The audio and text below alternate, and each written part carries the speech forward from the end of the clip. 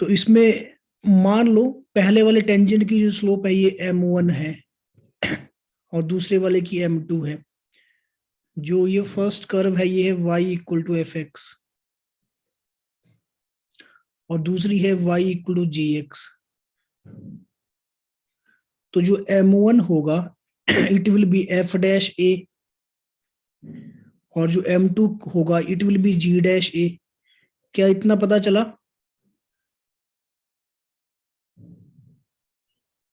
Yes no बोलिए, ये चीज इंपॉर्टेंट है, अगर यहाँ पे समझ आया तभी मैं आगे बढ़ूंगा, क्योंकि पिछले सारे कंसेप्ट यूज हो रहे हैं।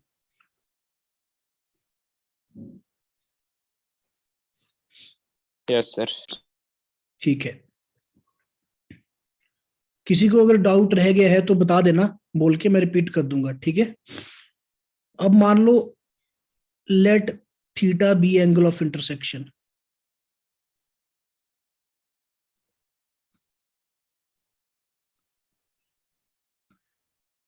तो हमने ऑलरेडी डिफाइन कर लिया हुआ है कि जो एंगल ऑफ इंटरसेक्शन है ये एक्चुअल में वही एंगल है जो टेंजेंट के बीच में भी बनेगा। क्योंकि आप देखिए ना यहाँ पे, ये देखो, अगर मैं इस पॉइंट ऑफ इसकी बात करूं, कांटेक्ट की बात करूं, तो वहां पर जो मैं टेंजेंट ड्रॉ करता हूं उनके बीच जो एंगल होगा वही कर्व्स के बीच में भी एंगल होगा, है ना।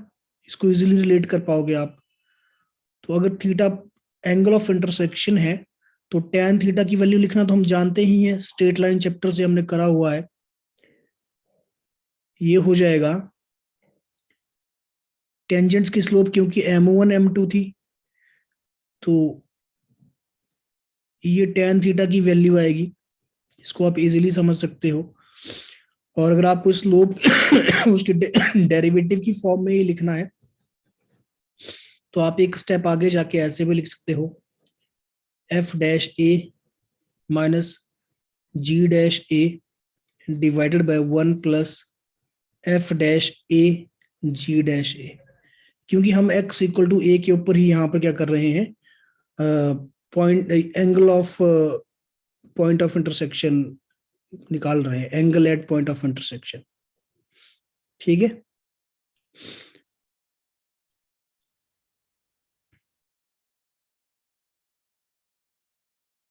एक क्वेश्चन यहाँ पे मैं जैसे लिखता हूँ, एक question, find angle of intersection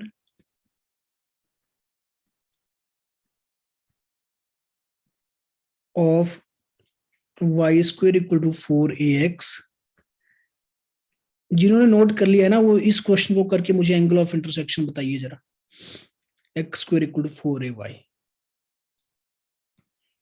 इस क्वेश्चन को करो और एंगल ऑफ इंटरसेक्शन बताओ। क्योंकि ये जो दोनों पैराबोला है ये हमने ऑलरेडी देखा हुआ कि इंटरसेक्ट तो ये करते ही है ना, ऐसे ये बनते हैं और इंटरसेक्टिंग है ये। इंटरसेक्ट एक तो वर्टेक्स पे ही करते हैं और दूसरा एक पॉइंट और आता है वहां पे इंटरसेक्शन होती है। तो आपको इनका एंगल ऑफ इंटरसेक्शन हो सकता है, दो एंगल ऑफ इंटरसेक्शन मिल जाएं। एक्स और वाई एक्सिस भी ड्रॉ कर देता हूं, ये एक्स एक्सिस है, ये वाई एक्सिस है। करके देखिए जरा कितने स्टूडेंट्स कर पाते हैं। इसमें दो एंगल ऑफ इंटरसेक्शन आ सकते हैं क्योंकि पॉइंट ऑफ इंटरसेक्शन ही दो है। तो पहले तो दोनों पॉइंट्स को निकालिए आप और उसके बाद थीटा की वैल्यू फाइंड करके मुझे बताइए। ठीक है, मैं आपको टाइम दे रहा हूं, थोड़ा सा 2-3 मिनट का टाइम दे रहा हूं। Find angle of intersection of these two curves. तो पहले तो पॉइंट निकालते हैं ना एंगल ऑफ इंटरसेक्शन का, इनको सॉल्व करना पड़ेगा आपस में पॉइंट निकालने के लिए। एक है x square equal to 4ay और एक है Y square equal to 4ax। तो पहला पॉइंट तो हमें वैसे सॉल्व करने की जरूरत नहीं थी, ये तो ओरिजिन ही है, पता ही है, दोनों ओरिजिन से पास करते हैं। लेकिन चलिए कोई बात नहीं, फिर भी मैं सॉल्व करके बता देता हूँ आपको। इन दोनों को आपस में सॉल्व करेंगे तो पहले से y की वैल्यू आ जाएगी एक्स स्क्वायर बाय 4a। इसको दूसरे में पुट कर दीजिए, y की जगह मैं भरूंगा एक्स स्क्वायर बाय 4a, इस पूरे का स्क्वायर, इक्वल टू 4ax। थोड़ा गंदा जैसा आंसर मेरे को इसका लग रहा है कि आएगा। x की power 4a divided by 16a square minus 4ax equal to 0। What you can take common, x common आ जाएगा, x cube divided by 16a square minus 4a equal to 0।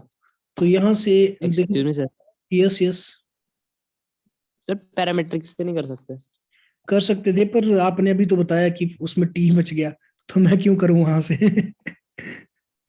हमें दूसरों के एक्सपीरियंस का भी तो यूज करना चाहिए ना। तो सर आंसर किस में लाना है मतलब? आंसर थीटा मतलब ऐसे एंगल आना चाहिए, 0, 45, 90 कुछ इस तरह से। वही तो पूछा है ना, टी में थोड़ा चाहिए आंसर। पैरामेट्रिक से भी करके बता दूंगा, डोंट वरी, ठीक है। आपने कहाँ पे गड़बड़ की है वो चेक कर लेंगे, ठीक है।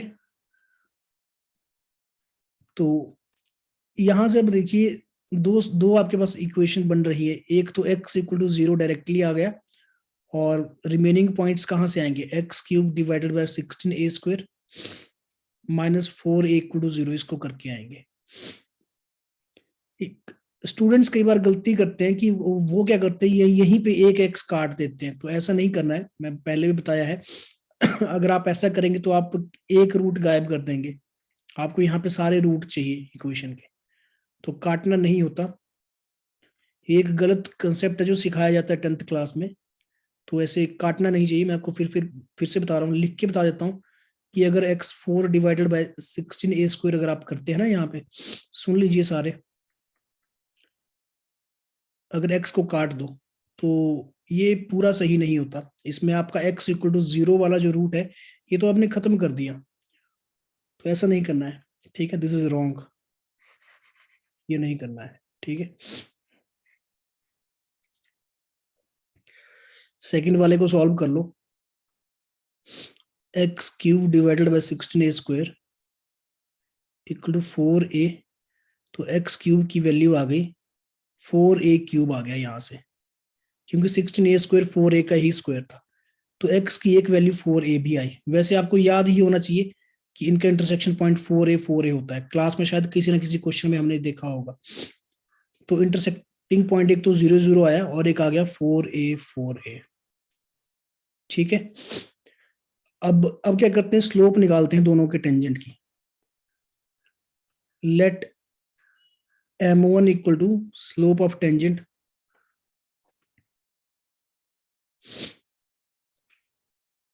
To y square equal to 4ax। तो यहां से अगर मैं डिफ्रेंशिएट करता हूं y square equal to 4ax को, तो हमने ऑलरेडी देखा था कि यहाँ पर स्लोप ऑफ टेंजेंट कितनी आई थी, dy बाई dx की वैल्यू यहाँ पर 2a ओवर y आई थी। फिर से करके बता दिया, therefore m1 equal to 2a over y, है ना। y की वैल्यू भर देंगे आप कितनी, x की वैल्यू 4a आई ना, तो y भी निकालना जरूरी है यहाँ से। Y square equal to 4a, x की जगह 4a भर दो, तो y की वैल्यू भी 4a ही आती है, ठीक है। 2a divided by 4a which is 1/2। तो m1 की वैल्यू तो 1/2 आई। Similarly let m2 equal to slope of tangent to X square equal to 4ay। तो x square equal to 4ay को भी डिफ्रेंशिएट करो, यहां से स्लोप ऑफ टेंजेंट निकालनी है आपको। It is 4a dy by dx, तो यहां से dy बाई dx आ जाएगा x divided by 2a, which is x की वैल्यू 4a थी उस पॉइंट ऑफ इंटरसेक्शन के ऊपर, तो ये 2 आ गया, ठीक है। Therefore m2 equal to 2। तो tan थीटा निकालना कौन सा मुश्किल काम है अब। देयरफॉर tan थीटा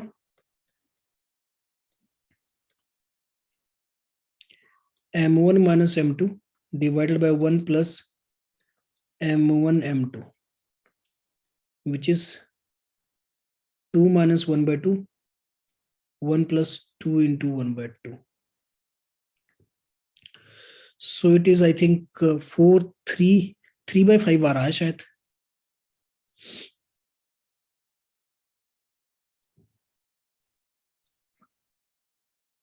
तो थीटा आ गया tan इनवर्स 3 by 5.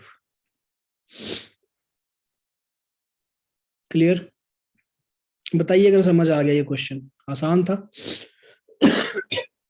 एक दूसरा एंगल भी आएगा, उसको भी देखते हैं, लेकिन फिलहाल ये फर्स्ट पॉइंट पे तो आ गया.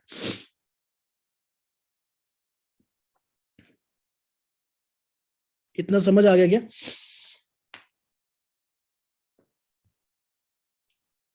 Yes sir. चलिए नोट कर लीजिए, जल्दी नोट करो.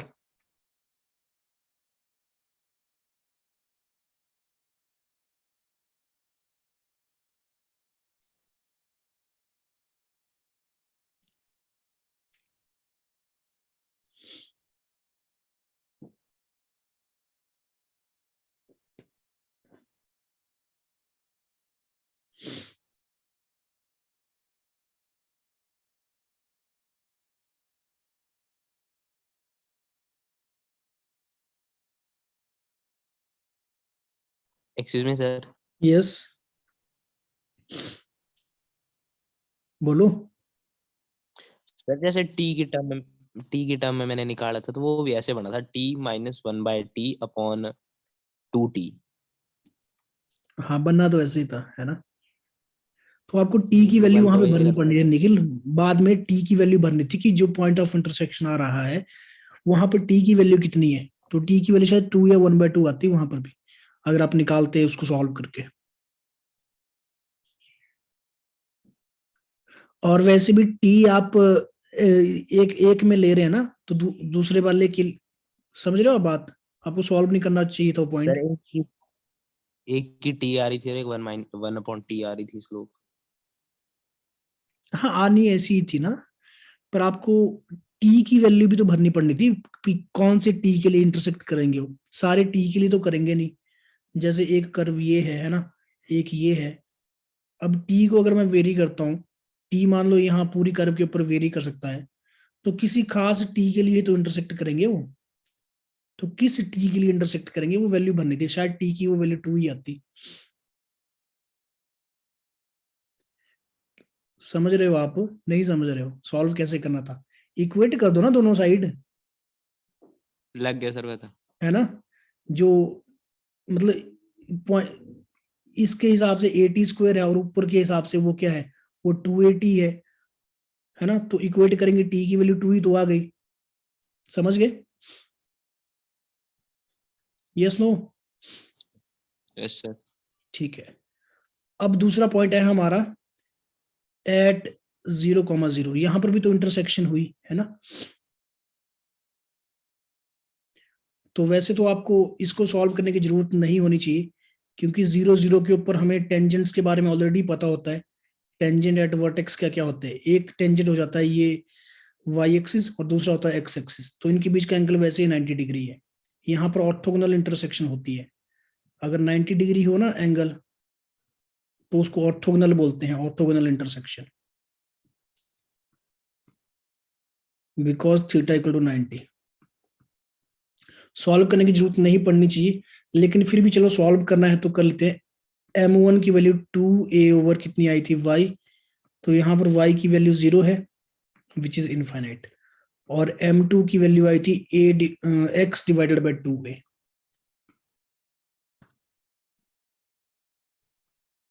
x की वैल्यू 0 है ना. तो एक स्लोप इन्फिनिटी है, एक 0 है, तो ऐसे लग रहा है पता. This means theta equal to 90 degree. Solve कर इसको आप मैथमेटिकली सॉल्व कैसे करोगे, क्योंकि इन्फिनिटी माइनस 0. तो यहां से डायरेक्टली कंक्लूड करना होता है. अगर एक की स्लोप इनफाइनाइट है तो वर्टिकल लाइन आएगी, और दूसरे वाले की स्लोप 0 है तो हॉरिजॉन्टल आएगी, है ना. तो 90 डिग्री ही बनता है एंगल. समझ आई बात?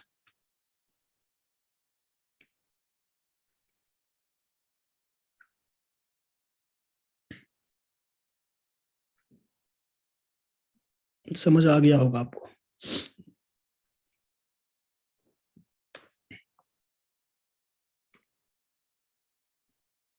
यस नो बोलिए जल्दी।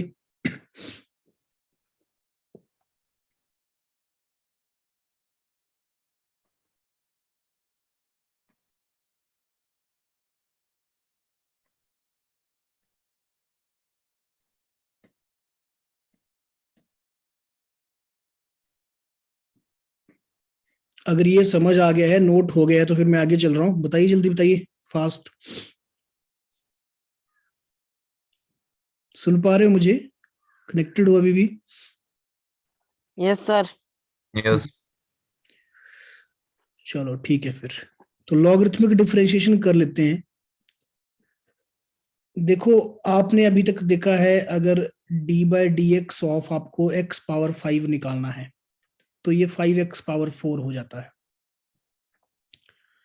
D by d x of x power n हो, तो ये भी आप जानते ही हो, एन एक्स पावर n-1 हो जाता है। लेकिन अगर फंक्शन की पावर कोई वेरिएबल आ जाए, ये जो सारे टाइप है, ये है वेरिएबल पावर कांस्टेंट। वेरिएबल की पावर कांस्टेंट अगर हम रखते हैं, तो इस तरीके से हो जाते हैं डिफरेंशिएट।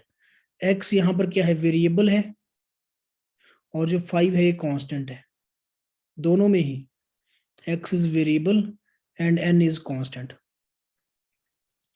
लेकिन अगर वेरिएबल पावर वेरिएबल मैं कर दूं, तो क्या करोगे? जैसे आपने कर दिया D by d x x power x, तो क्या करोगे? तो क्या आप कुछ ऐसा करोगे, पावर फ्रंट में आएगी, कि हमने तो यही पढ़ा है, पावर को फ्रंट में लाएंगे, आपने तो सिखाया है ऐसा, और x पावर -1, क्या ऐसा करोगे आप? और क्या ये सही आंसर है? किस किस को लगता है कि ये सही है और ऐसा करने से काम चल जाएगा?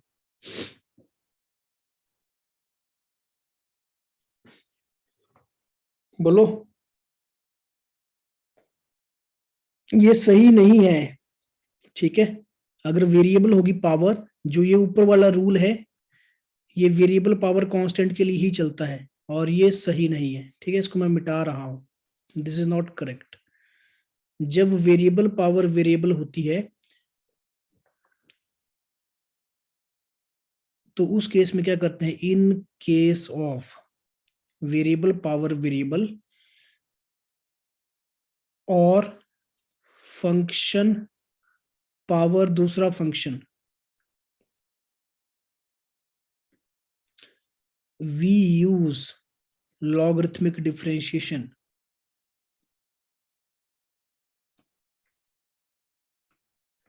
जब पावर वेरिएबल हो जाती है, तो लॉगरिथमिक डिफरेंशिएशन का यूज हमें करना ही पड़ता है, ठीक है। तो कैसे करेंगे, इसकी जो थ्योरी है वो क्या है, जैसे y जो है ना, ये किसी फंक्शन की पावर दूसरा फंक्शन है, तो आप लॉग लेंगे दोनों साइड, नेचुरल लॉग लेंगे, ln y it is equal to ln, क्योंकि लॉग का काम क्या होता है, ये पावर को खत्म करता है, ठीक है। लॉग का जो रूल है वो पावर को फ्रंट में ले आता है। ये बन जाएगा। अब इसके बाद डिफरेंशिएट कर लो,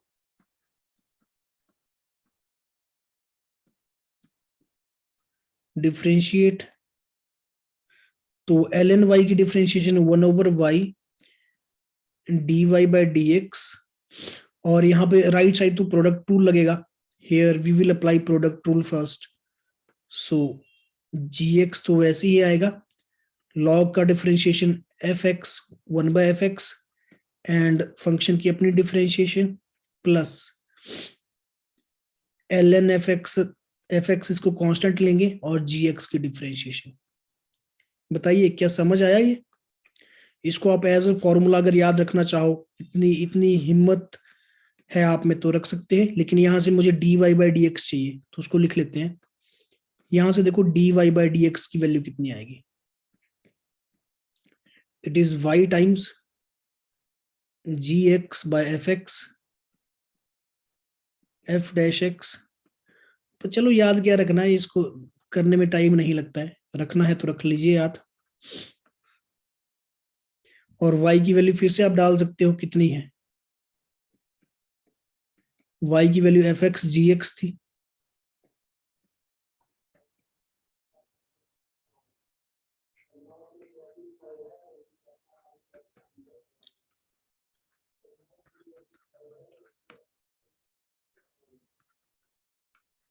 बताइए ये कंसेप्ट डेरिवेशन समझ आ गई?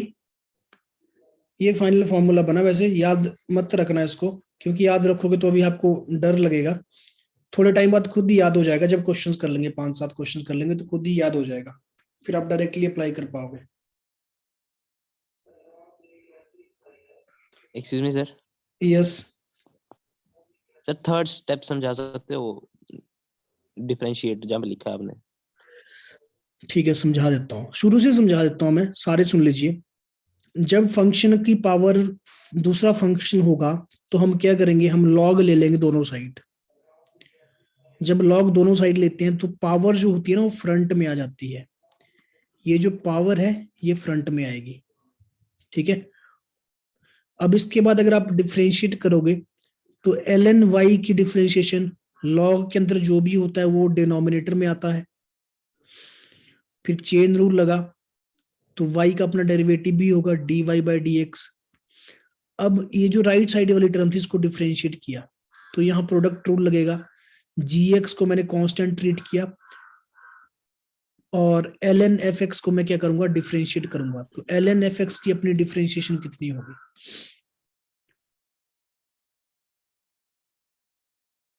ये क्या हो गया,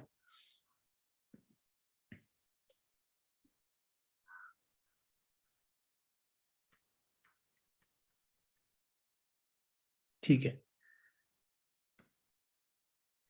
ln fx की डिफरेंशिएशन मुझे करनी है अलग से, तो ln fx की डिफरेंशिएशन देखो कितनी होगी अपनी, it is 1/fx f dash x, तो वही तो लिखा है मैंने, देखो जरा। और उसके बाद ln fx को मैं कांस्टेंट लूंगा तो gx को डेरिवेटिव करना है तो उसका डेरिवेटिव यही तो होगा। यहां पर प्रोडक्ट रूल लगा है निखिल, और इसके आगे सिंप्लीफाई किया गया है, ठीक है, इसके आगे सिंप्लीफाई ही किया गया है। बताओ क्या समझ आया आपको स्टेप? श्वेता, आप क्लास से लीव हो गए थे तो आपको ये पता चल गया? No sir. नहीं पता चला? कहाँ पता नहीं चला आपको, डिफरेंशिएशन पता नहीं चली है? सर मैं भी हुई जो मेरे को लगा पता क्या करवा रहे हैं। आपके साथ तो बड़ा गलत हो गया। चलो, कहाँ से नहीं पता चला है आपको? शुरू से ही पता नहीं चला है? स्टार्ट कहाँ से किया आप लोग? Yes sir. यार क्या करूं अब मैं, फिर से कराऊं सारा है? टाइम कितना बचा? टाइम भी नहीं बचा हमारे पास श्वेता ज्यादा। मैं ऐसे बता देता हूँ थोड़ा ओवरव्यू जैसा, आप बाद में देख लेना इसको फिर, ठीक है। जब ये टॉपिक जब स्टार्ट किया था हमने तब थे आप? No sir. और इससे पीछे ये वाला, ये तो लग गया होगा पता।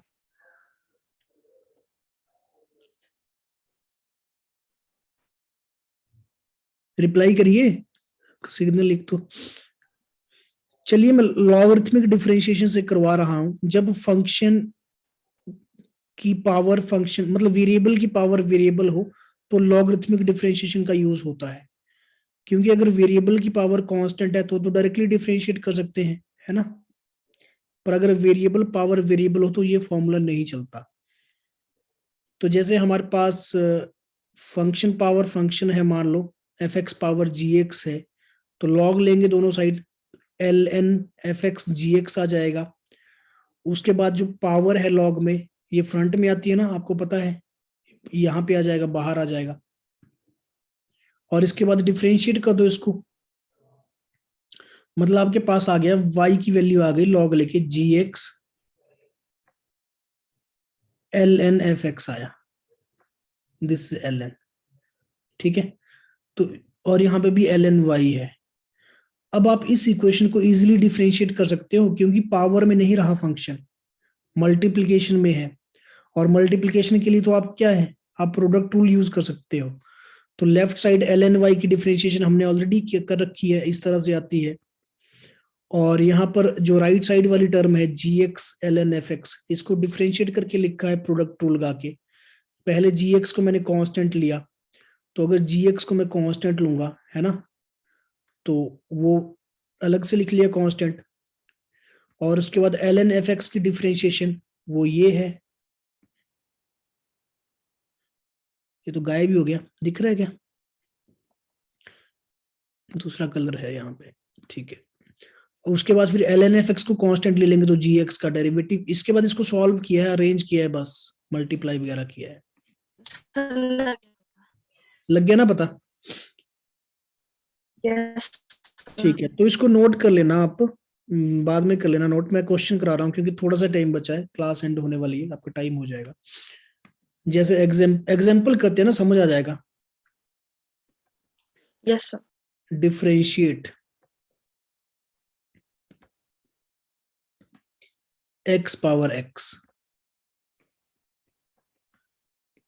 लेट y इक्वल टू, देखो 11th क्लास में हमने इतनी सारी चीजें करा दी आपको।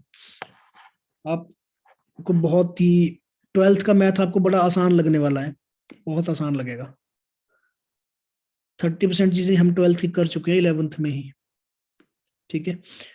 dy by d x it is equal to, अच्छा लॉग तो लेना था पहले, लॉग तो लिया ही नहीं। Taking log both sides, ln y equal to ln x power x, तो x एक फ्रंट में आ जाएगा। अब डिफरेंशिएट कर दो, 1/y dy by d x. x को मैंने कांस्टेंट ले लिया, ln x का डेरिवेटिव 1/x होता है, प्लस ln x, और x का अपना डेरिवेटिव 1 हो जाता है। तो यहाँ पे आ गया 1 प्लस ln x। तो dy बाई डी एक्स की वैल्यू कितनी आएगी? It is y times 1 plus ln x। So you can say dy by dx equal to, y की वैल्यू तो x पावर x थी, दिस इज आंसर। तो x power x का derivative इतना होता है, इसको याद कर लेना, रिमेंबर दिस, बार बार नहीं करेंगे हम इसको, ठीक है।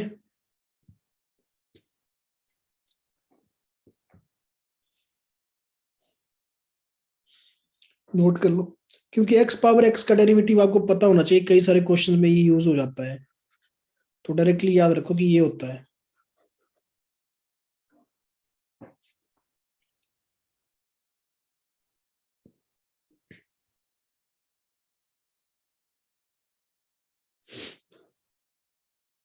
अच्छा, कल से कौन सा चैप्टर स्टार्ट करें? डिफरेंशिएशन खत्म हो गई आज।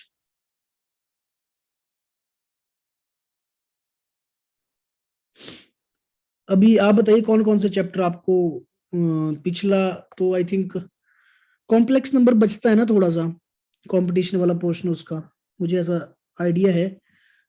और ट्रिग्नोमेट्री में भी, हाँ कॉम्प्लेक्स बचता है। बताना जरा निखिल, कौन कौन से चैप्टर बचते हैं, तो उसके हिसाब से मैं प्लान कर लेता हूँ, क्योंकि ये मैंने आपको डेरिवेटिव, हाँ कॉम्प्लेक्स नंबर एक सर कॉम्प्लेक्स नंबर बचा है सर, फिर ट्रिग्नोमेट्री, ट्रिग्नोमेट्री, ठीक है। Sequence and series competition. हाँ सीक्वेंस एंड सीरीज वैसे हमने काफी डिटेल में कर लिया था, थ्योरी पार्ट इसका, बस क्वेश्चन बचे हैं इसके, तो मैं करवा दूंगा अपने हिसाब से। इसकी थ्योरी हमने कर ली थी डिटेल में काफी ज्यादा, मीन्स उतनी सफिशिएंट है। Sir probability. हाँ प्रोबेबिलिटी, प्रोबेबिलिटी हम कंप्लीट ही कर लेंगे, 12th के लिए रखेंगे ही नहीं कुछ नहीं, इसको कंप्लीट ही कर लेंगे, थोड़ा टाइम लग जाए चाहे लगने दो, कोई बात नहीं। जैसे डेरिवेटिव कर लिया ना, इसको भी कंप्लीट कर लेंगे अभी। सर और क्वाड्रेटिक इक्वेशंस बचा कंपटीशन। अच्छा वो भी नहीं हुआ अभी, फिर तो काफी बचता है आपका। नहीं क्वाड्रेटिक इक्वेशन, ठीक है, एक ये हो जाएगा। कॉम्प्लेक्स नंबर को देंगे हम 3 दिन, 4 दिन दे देंगे यहाँ पे, ठीक है। ट्रिग्नोमेट्री को हम देंगे 4 दिन देने चाहिए इसको भी, यहाँ 2 दिन यहाँ पे देंगे। प्रोबेबिलिटी अगर पूरा करना है तो कम से कम चल 4 दिन यहाँ पे दिया जाएगा। क्वाड्रेटिक इक्वेशन को मैं 2 दिन दूंगा। और अब डिपेंड करता है ना कि कितना करा दिया गया है। और क्या बचा है, 3D है, और अगर 3D को भी थोड़ा डिटेल में करना है तो 3 से 4 दिन यहाँ भी करेंगे हम यूज। इस बीच आप, मुझे लगता है कि 1 महीना तो आप घर पे हो ही हो, तो 1 महीना रिवीजन कर लेते हैं सारा इन सारे चैप्टर्स का, है ना। सर ट्रिग्नोमेट्री को पता कर दो सर थोड़ा। ट्रिग्नोमेट्री चलो कर लेंगे, कोई बात नहीं, कहीं से प्लस माइनस कर लेंगे, अगर यहाँ ज्यादा दिन चाहिए कर लेंगे, ठीक है। और रिवीजन करते रहो, मैं आपके टेस्ट ले लिया करूंगा, शेड्यूल्ड टेस्ट रहेंगे आपके, मींस हफ्ते में। ऐसा नहीं कि जो यूटी होता है वही अलग से भी ले लिया करूंगा, तो आपने चैप्टर खुद से रिवाइज करने हैं, क्योंकि ऑनलाइन में तो मैं क्या कैसे रिवाइज कराऊंगा, पढ़ा ही सकता हूँ, तो एक तरह से रिवीजन ही होगा इन सारे चैप्टर्स का। और क्वेश्चन करा दिया करूंगा आपको अच्छे अच्छे, आप खुद से पढ़ते रहना। और हाँ, जो सेक्शन 2 वाले स्टूडेंट्स हैं इनका बाइनोमियल बचता है, तो बाइनोमियल भी कवर करूंगा मैं। अगर आप जो सेक्शन 1 वाले हैं बाइनोमियल का क्लास अटेंड करना चाहें तो कर सकते हैं, नहीं करना तो आपकी चॉइस है, क्योंकि आपका हो चुका है। तो ये कंप्लीट कराऊंगा मैं 7 दिन इसमें, ये तो कराना पड़ेगा पूरा, इनका हुआ ही नहीं है अभी। और अगर आपके बोर्ड एग्जाम्स के हिसाब से सिलेबस देखा जाए तो ऑलमोस्ट कवर्ड है वो, क्योंकि प्रोबेबिलिटी